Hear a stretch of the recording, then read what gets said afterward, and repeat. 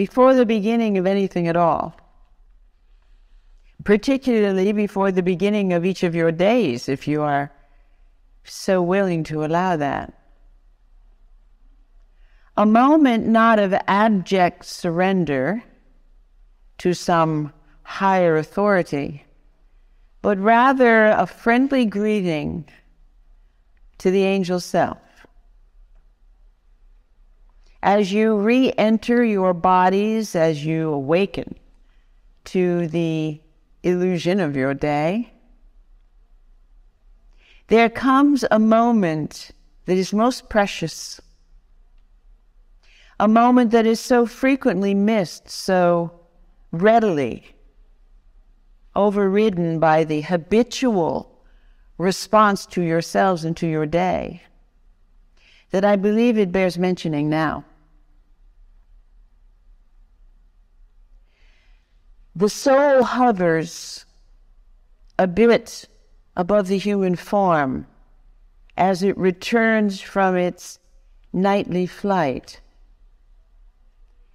And as it blends again into the illusion of physical matter and surrenders again to the continuation of the adventure for which you have been called, there is perhaps no more than a quarter of a second in human time. But there is this area where angel and human are moving to come together, but have not yet blended to the extent that you now believe necessary to live your days.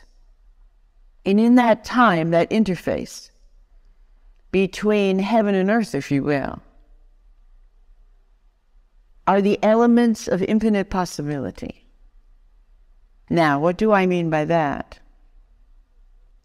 I mean that in that very brief arena, you hold the capability of both the angel and the human in open and absolute consciousness.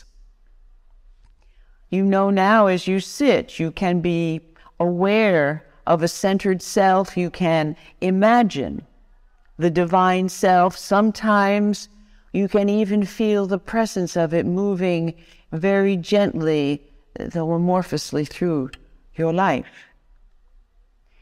And in those moments as you sit, would you not wish to join that greater consciousness, or invite it in to join you with an awareness, with a utility, with the empowerment that inevitably, of course, is there in the essence of your own divine nature? In this moment between darkness and dawn, if you will, within the human consciousness of your own being, there is this openness where there are no restrictions, where there are no limitations, where you, human being, can indeed partake of you, angel, where there is the blessed and infinite possibility to create miracles.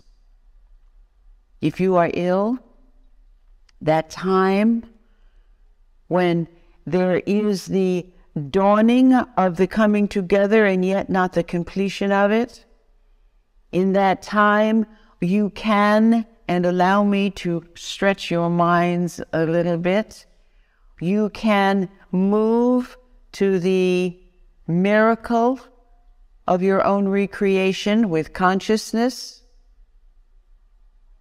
and with absolute and profound conviction. And what do I mean by that? The recreation of your being.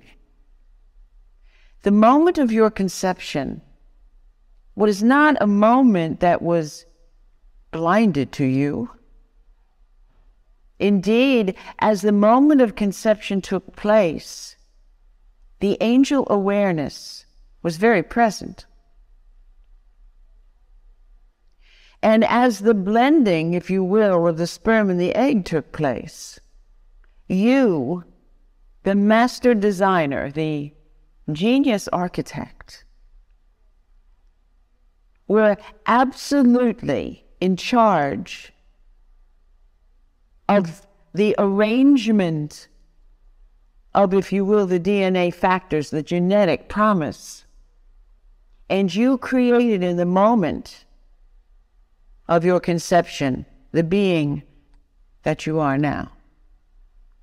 Now, if there be a requirement, a need, and I promised you I would stretch your minds, to reorient part of your humanness, if you have perceived, if you truly believe in the name of love, not in the name of fear, that you have accomplished, you have grown through some limitations, some crippling, some aberrant concepts, and that they no longer serve the purpose of your soul, you hold within you the capacity, bear with me, to return in consciousness to the moment of creation and to alter who you are now.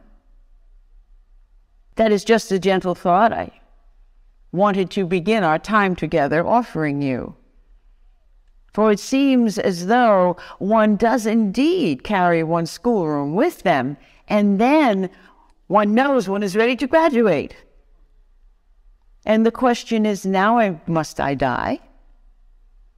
Having come through this drama, this seemingly written script, wearing the costume that has served me best to this point, now that I have remembered in this context my greater nature, is now the time I must leave? Is there a way to transform what has been my schoolroom and now has become my prison? Is there a way to transform that so that I need not go through the tiresome process of death and birth and learning to walk again and learning to do sums and learning to read? Can I begin here now? Is there a way to create the next life, if you will, in the presence of this one? For many believe and do indeed hold back from their own remembering in honor of this belief, that if they remember, if they move to the embrace of themselves with perfect love, that then the entire journey is finished. And fear, by its very nature, will not let you go, and will follow you to the last moment of your transformation, warning you that if you allow for the absolute embrace of the true self, that will be your demise. So let us, for a moment, if we might, consider another way. What is it that you have found of great use to you in your life that you no longer find useful?